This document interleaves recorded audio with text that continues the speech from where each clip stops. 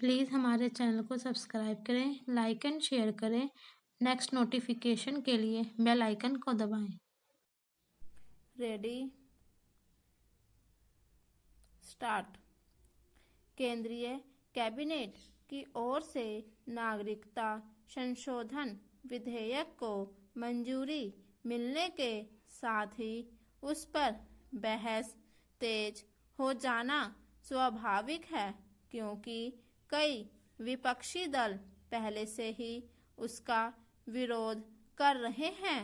इसी विरोध के कारण मोदी सरकार के पहले कार्यकाल में इस विधेयक को संसद की मंजूरी नहीं मिल पाई थी।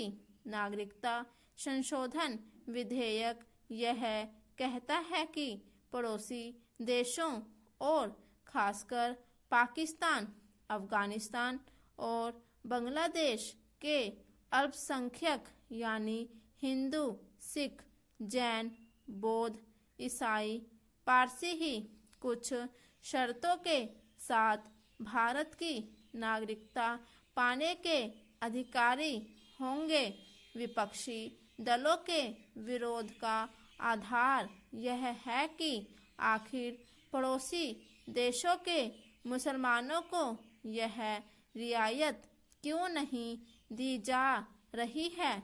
इस पर सरकार का तर्क है कि ये तीनों मुस्लिम बहुल देश हैं और यहाँ मुसलमान नहीं, अन्य पंथों के लोग प्रताड़ित होते हैं। इस तथ्य से कोई इनकार नहीं कर सकता, लेकिन इसी के साथ यह सवाल खड़ा होता है कि क्या बाहरी देशों के लोगों को नागरिकता देने के प्रस्तावित नियम भारत की वसुधैव कुटुंबकम और सर्वधर्म समभाव वाली अवधारणा के अनुकूल होंगे। यह सवाल उठाने वाले यह भी रेखांकित करते हैं कि भारत तो वह देश है जिसने दुनिया भर के लोगों को अपनाया। यह बिल्कुल सही है, लेकिन क्या इसकी अनदेखी कर दी जाए कि असम और अन्य पूर्वोत्तर राज्यों में बांग्लादेश से आए करोड़ों लोगों ने किस तरह वहां के सामाजिक और राजनीतिक माहौल को बदल दिया है? Question mark. Next para. इसकी अनदेखी नहीं हो सकती कि असम में केवल 19 लाख घुसपैठियों की पहचान हो पाने के कारण राष्ट्रीय नागरिकता रजिस्टर का विरोध हो रहा है। इस विरोध की वजह यही है कि बाहरी लोगों के कारण स्थानीय संस्कृति के लिए खतरा पैदा हो गया है। क्या इस खतरे को ओझल कर दिया जाए?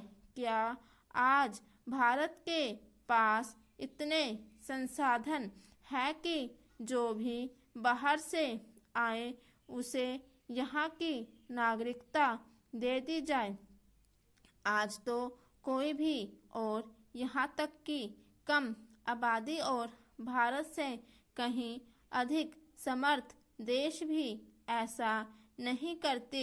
यह सही है कि अगर पड़ोसी देशों के अल्पसंख्यक प्रताड़ित होते हैं तो वे भारत में ही शरण लेना पसंद करते हैं, लेकिन विश्व समुदाय के बीच हमें ऐसे देश के तौर पर भी नहीं दिखना चाहिए जो उपासना पद्धति के आधार पर बाहरी लोगों को शरण देने या न देने का फैसला करता है। बेहतर हो कि पक्ष विपक्ष ऐसे किसी उपाय वाले नागरिकता संशोधन विधेयक पर सहमत हो जिससे राष्ट्रीय हितों के साथ साथ मानवीय मूल्यों का भी रक्षा हो।